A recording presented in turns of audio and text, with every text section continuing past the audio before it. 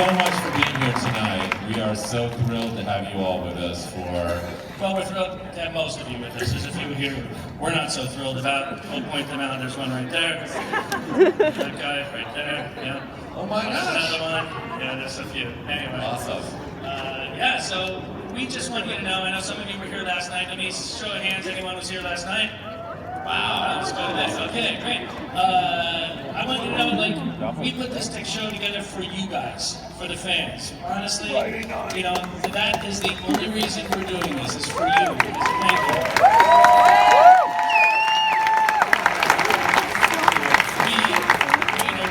you. You gave us 6 incredible years to be able to do this show, and it meant the world to us, and it just feels really nice that it meant the world to you as well. So hopefully this is a gift for you. So thank you very much. Yeah, we're gonna sit down, hang out for a while. That's all right. So we are happy to answer some of your questions.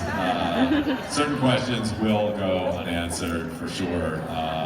But we have a couple of people with mics, and Yeah, we got so if you have any questions for us, now's the time. You want to give the rules? the rules are mythology questions probably not going to get answered except for with some annoying quip. Yeah, so if we're going to ask, like, who was the guy they shot on the boat, there's no... No outrigger question will be answered. What happened to the polar bears? I don't know. You don't know either, I don't know. I didn't write the damn thing. Ask this guy. That said, we would love to chat with you guys. So we do have some. Yes, we have some people with microphones. So if you want to raise your hands, go for it, and they'll come find you. Right. This young woman right over here. Up there we go. First one. Well, right. Actually, first here and then you. Yeah. Yeah, you're next. You'll be next. Stay standing. Nah, you can sit down. We'll get you. We promise we'll come back to you. All right. Go ahead. I just wanted to ask about the very end of the show. Wow. Jump to the end. No softball. Spoiler alert. No, I love the show and I love your music, but I was very curious. The last about 10 minutes, Jack and his father in the very end, I cannot watch that without sobbing. It's just one of the most moving things I've ever seen. And I was just curious how you came about that particular dialogue and just the very last visual piece of the show. Just curious how that came about. Well, first of all, I want to say that I am filled with deep sorrow that my partner, Damon Lindelof, could not be here tonight. Damon is finishing his awesome show, The Leftovers, in Australia. And there were some floods. Damon was sending me links to biblical scenes in Australia of roads washing away, kangaroos floating down the stream. Anyway, so this is delayed production. He was going to literally jump on a plane, fly all night, come directly here, and he got delayed. So unfortunately, he cannot be here tonight. But you know, what I will say about the ending of the show is that what we did not want to do was you know, there was sort of no version of just sort of trying to answer all the unanswered questions that we felt was, you know, going to be satisfying. It was going to be didactic, and so we really chose to kind of find our way to an emotional ending to the story, to really, you know, to tell a story about, you know, how these characters' journeys came to an end, and in a way we hope that the end of the show, you know, said something about the entirety of the journey that led to that place. We may have a little bit more to say about this later, and you may get a chance to cry again tonight. So We're going to get around to that. I was like, oh, this is... yes, thank you. And then we have this gentleman here who definitely wants. Oh, well, there were two people. That guy wants to ask a question. Look at him. All right, go ahead. There's a mic right there. Oh. Test? Ooh. Okay. There's so much I want to say, but Michael, your music has moved me not just with this composition, but all of your other films, and you're almost an EGOT.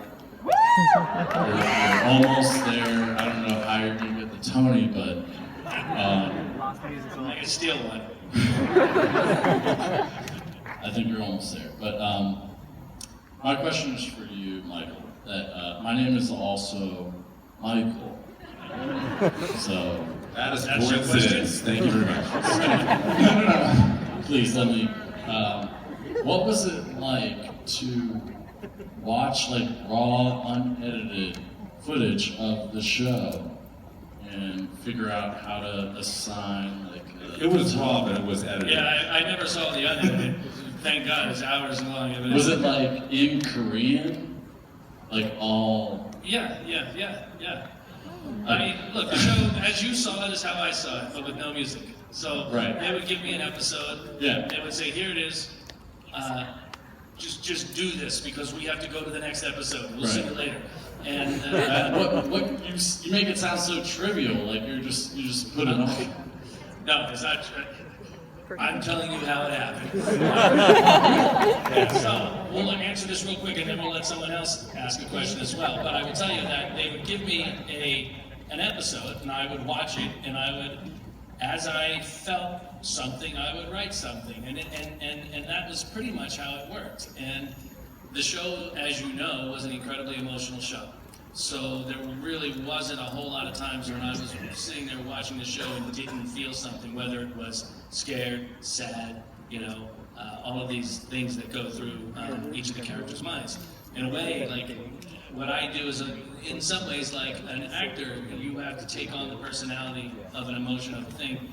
And for me, it was about just telling you, the audience, how I felt when I watched it. And that's what the music is, a representation of. Thank you. Yeah, absolutely. You can actually pass the mic right to your left there. Thank you, sir. Hi, Michael. My question is for you. It's very specific, so I'll be quick.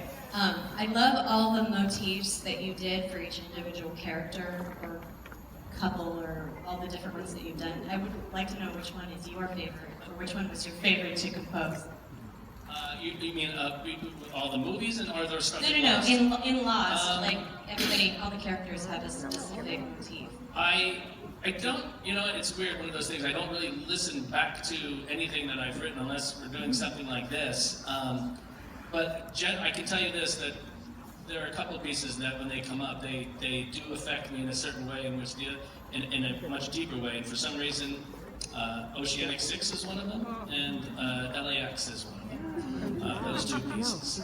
So those are ones that really affect me, and I can't exactly tell you why, I don't know, but I remember writing each of those pieces very clearly. I remember actually sitting at my desk writing them,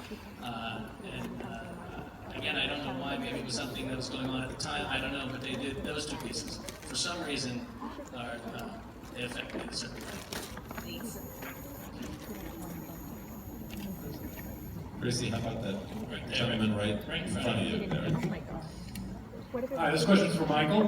How much of the character's profile did you have to know in order to compose their theme song? You know what, I really didn't know about them at all because I never read any of the scripts. I generally try not to read scripts because what happens is if I read a script, I envision my version of the film or the TV show. And then inevitably when I get the episode, I look at it, I'm like, well, that's nothing like what I thought it was going to, So I tend to want to just wait till I get it. I was learning about the show at the same time you were, almost virtually at the same time. And it was usually on the air, almost like, 7 days after we score it or something. It was ridiculous, it would be on the air the next week. So I almost watched it in real time in the same way that you did.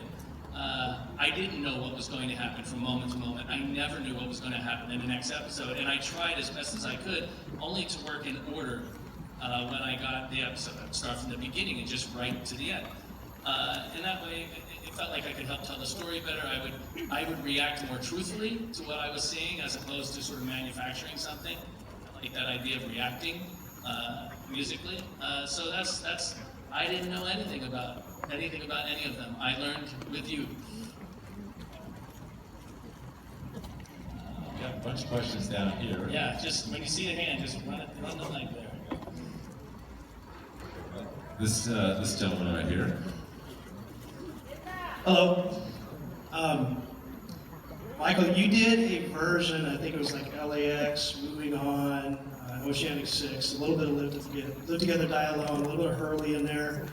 I think 2010, it's on YouTube, it's either in Italy or Spain. It's a lot of birds. Yeah, it was in Spain, yeah, there was a lot of birds, and it was an outdoor auditorium, and there was like tons of birds, and they were just through the whole thing, yeah. There's like one guy that captured that, and it's like been seen like 4 million times or something. Yes? Yes. I watched it that much? Yeah. 3 million was just me, but the other million was my girlfriend. Just kidding. Man, it's so beautiful, and the choir, bring that choir in. I think there was additional horns.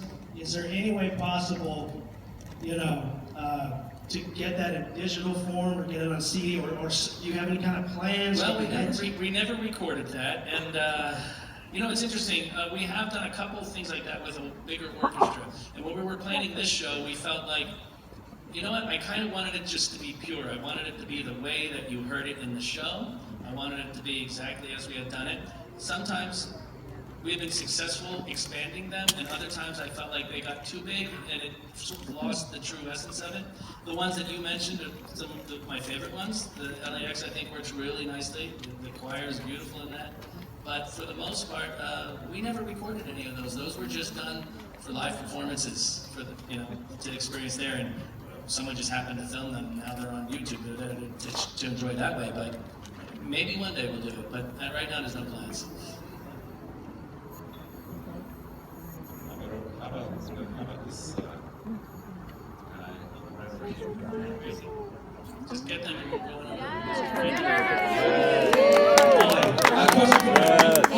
Go with I've you. come over all the way from the UK for this, thrilled to be here. Saw your Star Trek concert at the Albert Hall a couple of years ago. Absolutely unbelievable. Related to my question, so a lot of your lost motifs are very character-based, for the different characters, and a lot of the Star Trek motifs are quite more mood-based, like really powerful things. Which of these can we expect in your Rogue One work?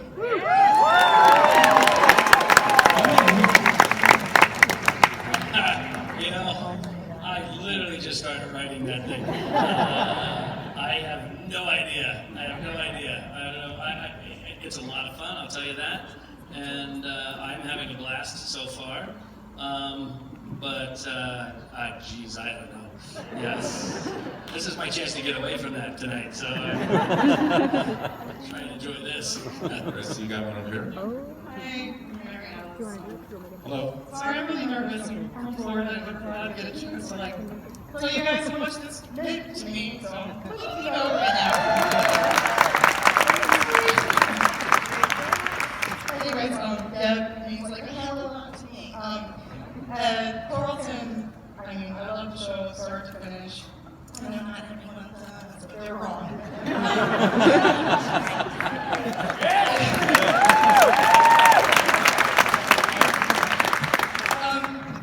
Looking back on the show, is there anything you would have changed or done differently, like anything at all, or are you just like, no, good? Well, Nikki and Paula. Whatever. No, It's a great ending. it was, yes, it was. It was kind of, The ending of that storyline was pretty great. yeah. I mean, we had grand plans, and then we did it all in one episode. And, but no, Dave and I were sitting around, and we were talking God, maybe people would say there are all these people, that you see in the show, and they never actually say anything. They're walking around on the beach, they're raking things, they're building structures, they never talk. So we felt the sort of pressure to try to bring sort of these characters out of the chorus, and then once we did it, it sort of felt wrong to us. I think it's a meta piece of genius, to be quite honest. I mean, but the thing about the show, and about life is you have to take risks, you have to try things, and we sort of realized right away that it failed, and we didn't like it basically, and so we created this whole arc, and then we did the whole thing in one episode where they ended you know, meeting a sad fate. But anyway, but then the audience basically came along, you know, after us, and then they saw it and they were like, no, we don't like these characters. They're taking time away from Hurley and Sawyer and Kate and Jack. And then they were like, yeah, you heard us, you killed them. So anyway, that I think was, you know, there's things like that. But in totality, no, I think, you know, you have to, and I think, you know, Damon and I accept that the show is what it is, you know, warts and all, and we kind of, you know, very, you know, everything is a part of it, you know, and no, so ultimately, would there be anything that I would change? The answer is no. Thank you very much. I love this. I just have a question. How many people came from out of the country? Okay, thank you guys. That's great. All in the same night, did you come together? There's a question over here. Your hands up.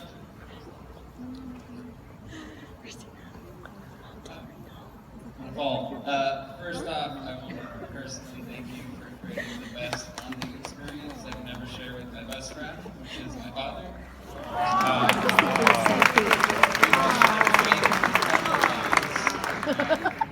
Close the blinds, watched it, talked for 3 hours afterwards. So thank you from the bottom of my heart. My question is, at what point did you realize that this was the field you wanted to go into, whether it was showrunner or composer? Sorry, say just a little louder than that. At what point did you realize this was the field you wanted to go into, whether it was being composer, showrunner? You know, I've been making movies since I was 9 years old. So I think at 9 years old, I saw, you know, I grew up watching King Kong, you know, Planet of the Apes, The Muppet Show, which I loved. And then, of course, Star Wars came, and I was like, oh, that's what I want to do. I don't even know what that is, but I want to do that, you know? And I just started making movies, and I kind of never stopped. And I eventually kind of segued into music, and it just kept going. It wasn't like a real sort of, everything just kept happening one after the other. You make a series of decisions in your life that lead you to this place, and where you're now doing Star Wars. Yeah, we're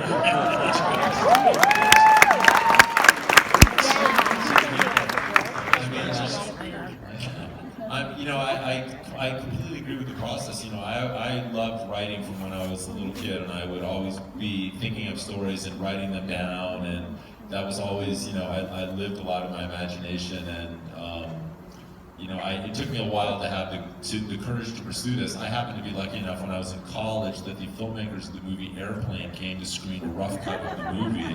And I first time I kind of really put together, there are people who wrote this and that you could do that as a job, and that would look kind of fun to write that. And so that sort of set me off on a quest, and I made a short film, and I came out here and I got a job working as the assistant to the head of one of the studios, like buying organic dog food for his Japanese Akita, getting the windows tinted on his car, Xeroxing scripts, picking up his dry cleaning and stuff, and you know, and worked my way up and wrote and wrote and wrote, and then finally sold something, and you know, and then that led along a path to ultimately show running. So. By the way, I need my dry cleaning picked up. I'm good at that. I will. But the truth is, it all starts with something you're interested in, you know, and you just keep going in that direction. And that's what's really fun and great about it. Great. We have a woman with a question over here. Hi. I just wanted to ask you. I wanted to thank you first because the show really changed my life, and basically I met a lot of great people through the show. I'm so grateful for that.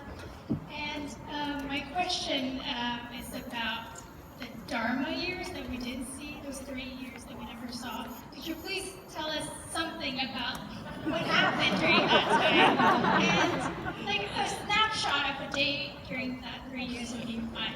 And just like, just not to put pressure on you or anything, but I came from Hong Kong to come here to ask this question.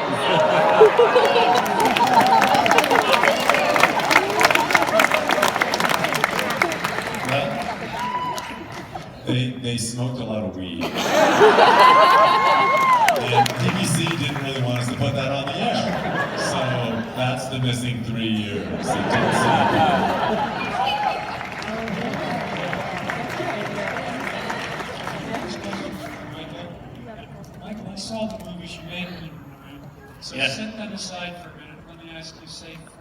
Incredibles to today?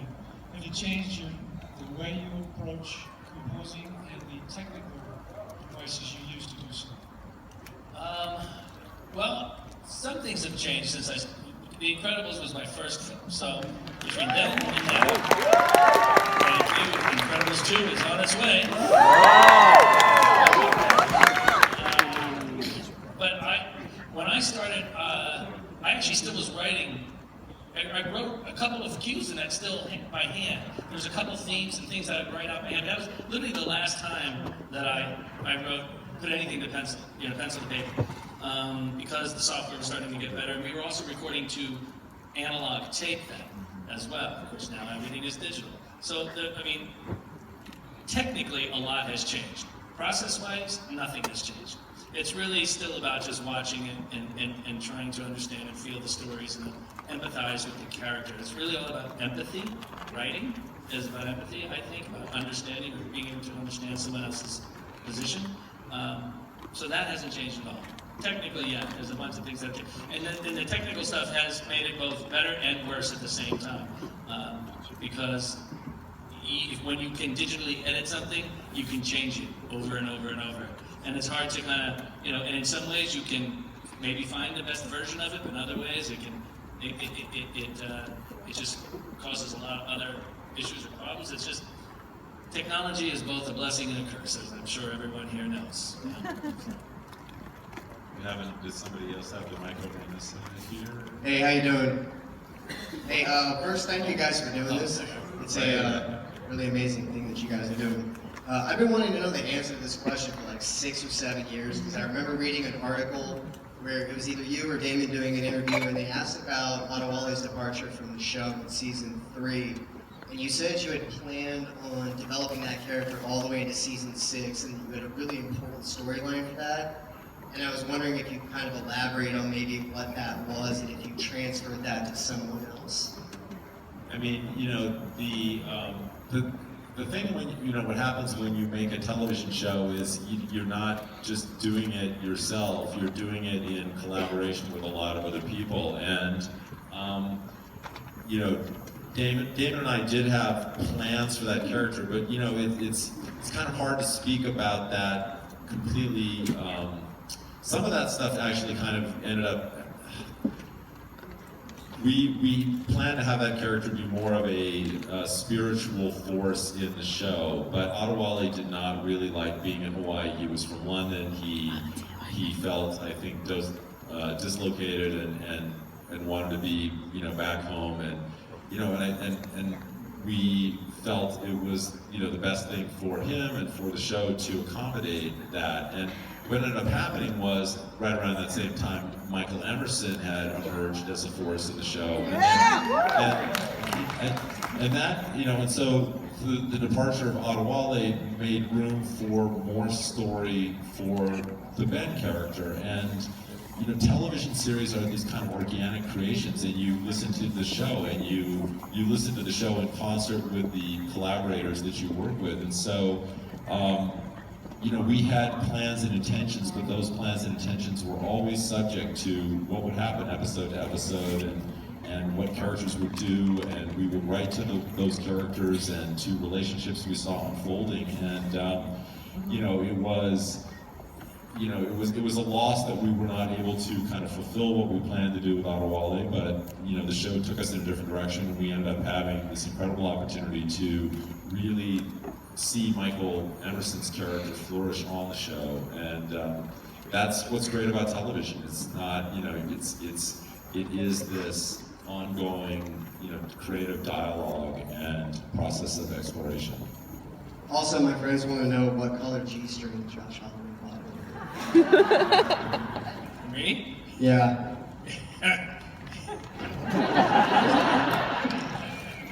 I'll show you later. I think we have maybe 2 more questions that we can have time for up here. For starters, I wanted to thank you, Michael. 3 years ago, my husband and I got married, and I asked you on Twitter beforehand if we could use the Oceanic 6. Oh, that's right. I said no, right? Yeah. And the LAX theme, and those were my 2 favorite. And you got to come, so I was really excited. So thank you for that. It meant a lot Absolutely. to us. Congratulations. Thank you. My question is for both of you. How did it feel to write the last piece of music or the last piece of writing a dialogue for the show? You know, I remember exactly, you know, that writing that scene, and it was really hard because it's a very emotional scene. I know a couple times I had to step away from it. And I actually took a picture of myself as soon as I finished the last note. I remember, and I still have that photo. And when I look at that photo, it's weird because I look very sad, and it's very strange. And you realize how much the show really meant to you. It wasn't just a job; it was a community that was built of friendships. We all became friends on that show, and we remain friends. And it was a realization that, oh, we're not going to see each other all the time now. We're not going to be involved in these things, and we're all going to go in our different directions. And at the time, that felt sort of scary to me. But looking back now, I am still friends with all those people. I still see them, and it was really one of the greatest gifts was that job, being able to work on that show, because it gave me a lot of my best friends, and I'll forever be thankful for it. Yeah. You know, when Damon, you know, I wasn't really quite sure what the experience of Lost Ending was going to feel like, and when Damon and I finished writing, we cried and it was cathartic, and then we went and we finished editing the show, and I remember we drank a bunch of tequila and we cried, and it was cathartic. And then we went to the scoring session and we heard Michael's music and we cried, and it was cathartic. And then we had a screening of the finale for all of the people who worked on the show, and we all cried. But then it was enough, okay? But it was just so. Oh my God! It was just so emotional. It was hard because you have an expectation, you know it's gonna happen, and it just creeps up on you. It can't. I was just trying to get through last night when we were doing this without crying all the time. It's listen to this music, and I wrote a little thing in the program about the experience of watching the RAF launch, but it just was something that would happen all the time, and really I can't.